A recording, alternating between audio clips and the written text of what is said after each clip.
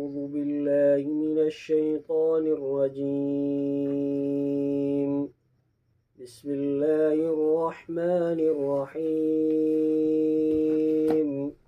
يسألونك عن الأنفال قل الأنفال لله والرسول فاتقوا الله وأصلحوا ذات بينكم وأطيعوا الله ورسوله إن كنتم مؤمنين.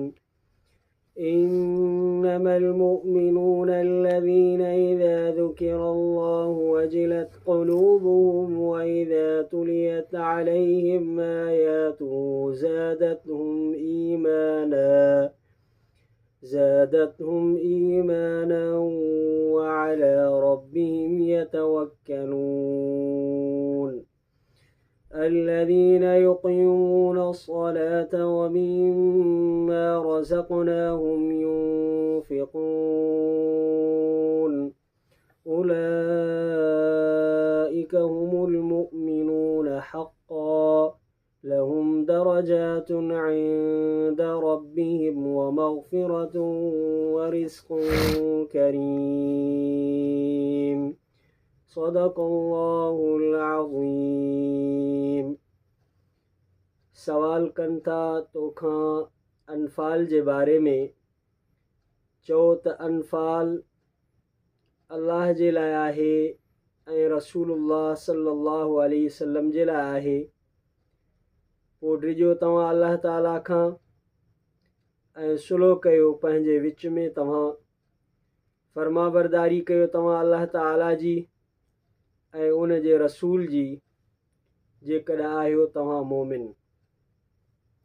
रुगो मोमिन आहिनि उहे जॾहिं ज़िक्र कयो थो वञे अल्लाह ताला जो त ॾकी थियूं वञनि दिलियूं इन्हनि जूं, ऐं जॾहिं पढ़ियूं थियूं वञनि इन्हनि ते उन जूं आयतूं त वधाइनि थियूं इन्हनि खे ईमान जे एतबार सां ऐं पंहिंजे रब ते भरवसो कनि था, तवक्कल कनि था। उहे जेके क़ाइमु कनि था निमाज़ ऐं उन्हनि शयुनि मां जो रिस्क ॾिनो आहे असां इन्हनि खे ख़र्च कनि था, इहे ई मोमिन आहिनि सचा। इन्हनि जे लाइ आहिनि दर्जा इन्हनि जे रब वटि, ऐं माफ़ी आहे ऐं रिज़्क सॻोरो आहे। सूरतुल अनफाल मदनी सूरत आहे।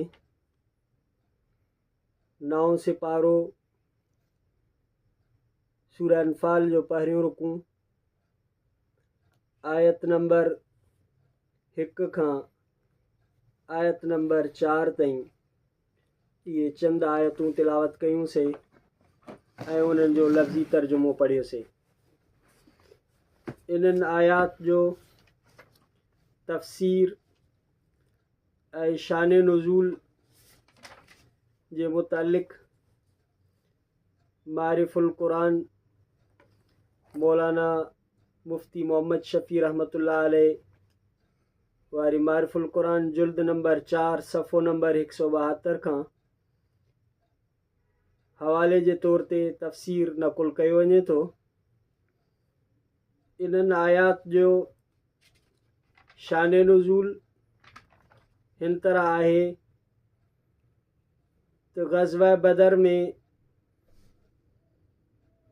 जेको इस्लाम जो सभ खां पहिरियों मार्को हुयो, जॾहिं मुस्लमाननि खे फ़तह थी ऐं कुझु माल गनीमत हथ आयो, सहाबा इकराम रिज़वानुल्लाह अलैहिम अजमईन जे दरमियान उन जे तक़सीम जे मुतालिक़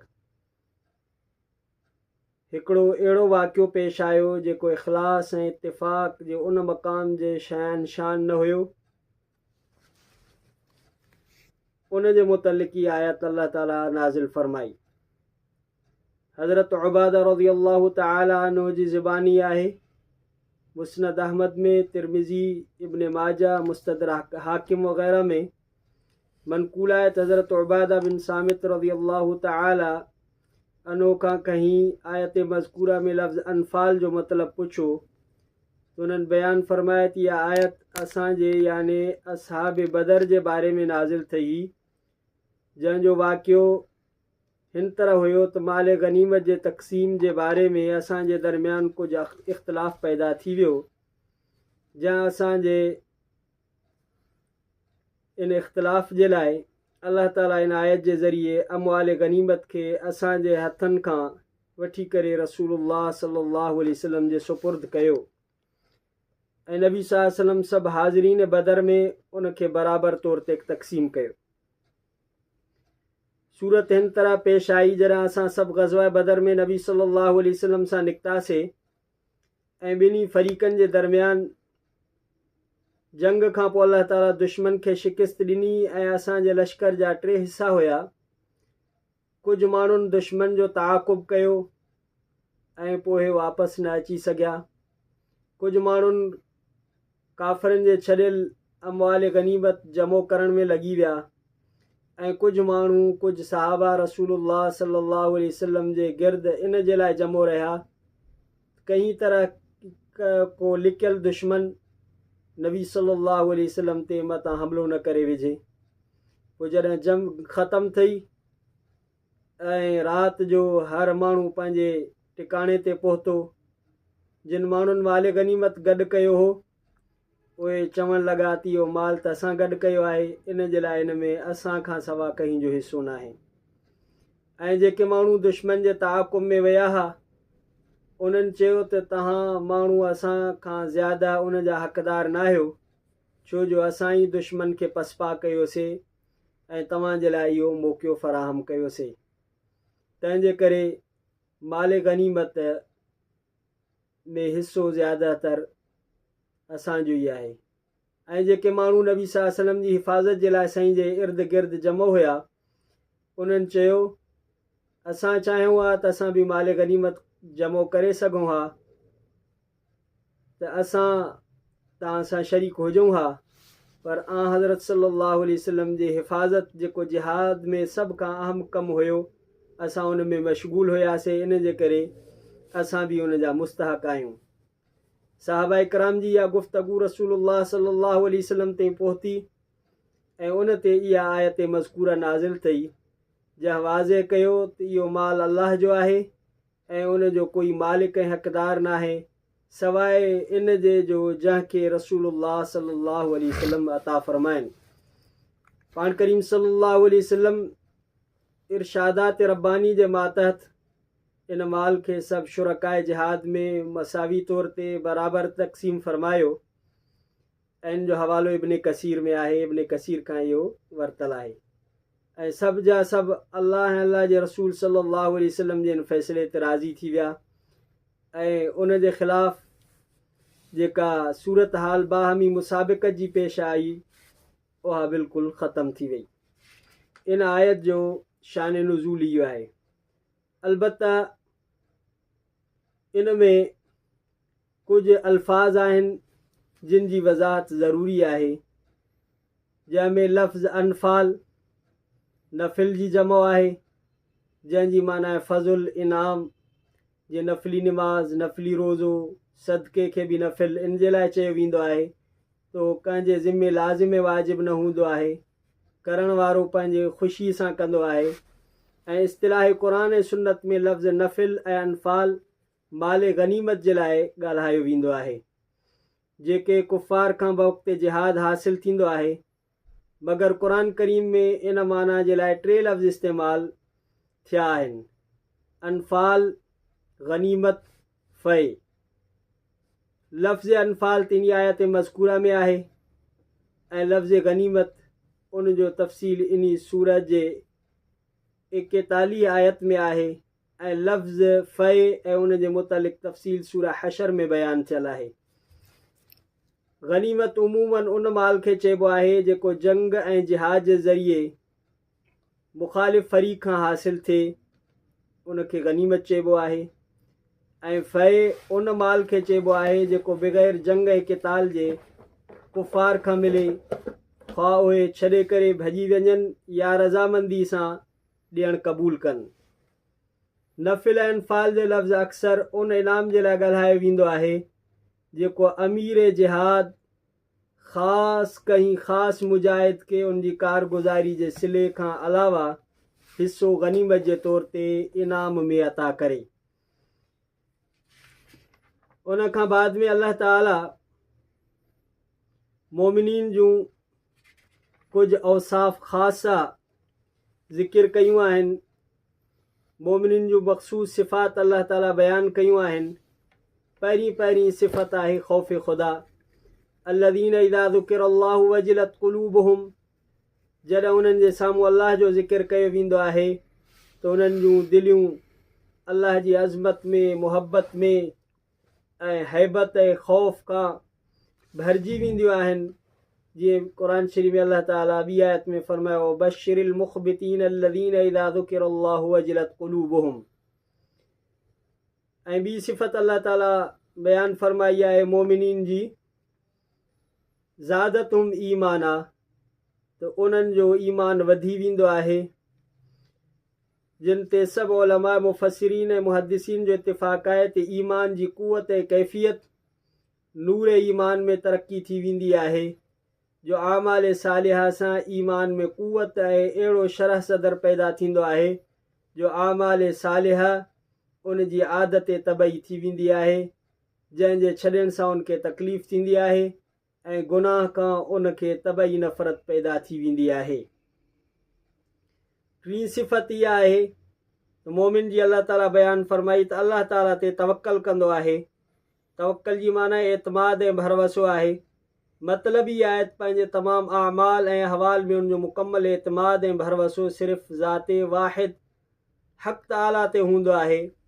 सही हदीस में आहे हज़रत सल्लल्लाहु अलैहि वसल्लम इरशाद फ़रमाइनि था त उन जी माना इहा नाहे जो पंहिंजी ज़रूरियात जे लाइ मादी असबाब ऐं तदाबीर खे छॾे करे वेही रहिजे, बल्कि मतिलबु इहा आहे त मादी असबाब ऐं आलात खे असली कामयाबी जे लाइ काफ़ी न सम्झिजे, बल्कि बक़दरे हिम्मत ऐं क़दरे ज़रूरत मादी असबाब ऐं तदाबीर खे फ़राहम करण ऐं इस्तेमालु करण खां पोइ मामले खे अल्लाह ताला जे हवाले कजे। जीअं अचे थो अजमिलू फ़ि तलबि व तवक्कलू अलैह, रिज़्क़ अपनी पंहिंजे हाजात जे हासिल करण जे लाइ मुतवसित दर्जा जे तलब ऐं मादी असबाब जे ज़रिए कोशिश कयो, पोइ मामिलो अल्लाह ताला जे हवाले कयो। चौथीं सिफ़त आहे इक़ामतुस्सलात। मोमिन जी सिफ़त आहे त निमाज़ खे क़ाइमु कंदो आहे। इते निमाज़ पढ़ण जो न बल्कि इक़ामतुस्सलात जो लफ़्ज़ आहे। उन मां मुराद इहो आहे त निमाज़ खे पूरे आदाब ऐं शराइत सां इन तरह पूरो करे थो जहिड़ी तरह नबी सल्लल्लाहु अलैहि वसल्लम कौल ऐं अमल सां ॿुधायो आहे। इनखे चइबो आहे इक़ामतुस्सलात। पंजी सिफ़त आहे अल्लाह ताला जे रस्ते में ख़र्च करणु। त अल्लाह ताला जेको मोमिन खे रिज़्क़ ॾिनो आहे उन मां अल्लाह जे रस्ते में ख़र्च करे थो। सदक़ात, ख़ैरात, ज़कात, सदक़तुल फ़ितर, तबर्रुआत, वजूबी सदका, नफ़ली सदका, इहे मोमिन ख़र्च करे थो। अल्लाह ताला बयानु फ़रमाए उलाइका हुमुल मोमिनून हक़्क़ा, जिन मोमिननि जे अंदरि इहे पंज ई सिफ़तूं आहिनि, इहे मोमिन सचा आहिनि, इहे मोमिन पक्का आहिनि, इन्हनि जूं इहे सिफ़तूं आहिनि। पोइ अल्लाह ताला इन्हनि जे लाइ इनाम बयानु फ़रमायो लहुम दरजातुन इंद रब्बिहिम व मग़फ़िरतुन व रिज़्क़ुन करीम। अहिड़नि माण्हुनि जे लाइ फ़ज़ीलत आहे, दरजात आहे ऐं इन्हनि जे लाइ रिज़्क़ सॻुरो आहे। मोमिनीन सां अल्लाह ताला टिनि शयुनि जो वाइदो फ़रमायो, हिकिड़ो दरजात आलिया, ॿियो मग़फ़िरत, टियों रिज़्क़ उम्दा। तफ़सीर बहर मुहीत में आयतुनि खां पहिरीं आयत में सचे मोमिननि जूं जेके सिफ़तूं बयानु कयूं वियूं आहिनि उहे टिनि क़िस्मनि जूं आहिनि। हिकिड़ियूं उहे आहिनि जिन जो ताल्लुक़ क़ल्ब ऐं बातिन सां आहे, जीअं ईमान, ख़ौफ़ ख़ुदा, तवक्कल अलाह, ऐं ॿियूं सिफ़तूं आहिनि जिन जो ताल्लुक़ जिस्मानी अमाल सां आहे, जीअं निमाज़ वग़ैरह। ऐं टियूं सिफ़तूं उहे आहिनि जिन जो ताल्लुक़ इंसान जे माल सां आहे, जीअं अल्लाह जे रस्ते में ख़र्च करणु। इन्हनि टिनी क़िस्मनि जे मुक़ाबले में टिनि इनामनि जो ज़िक्र आयो आहे। दर्जात आलिया क़ल्बी ऐं बातिनी सिफ़ात जे मुक़ाबले में आहिनि ऐं मग़फ़िरत उन्हनि आमाल जे मुक़ाबले में आहिनि जेके इंसान जे ज़ाहिर बदन सां मुतालिक़ आहिनि, जीअं निमाज़ रोज़ो वग़ैरह। जीअं हदीस में अचे थो त निमाज़ गुनाहनि जो कफ़ारो थी वेंदी आहे, ऐं रिज़्क़ करीम अलाह जे रस्ते में ख़र्च करण जे मुक़ाबले में आयो आहे। जेको कुझु ख़र्च करे थो उन खां बहितर ऐं उन खां ज़्यादा उनखे आख़िरत में मिलंदो। सदक़ल्लाहुल अलीयुल अज़ीम।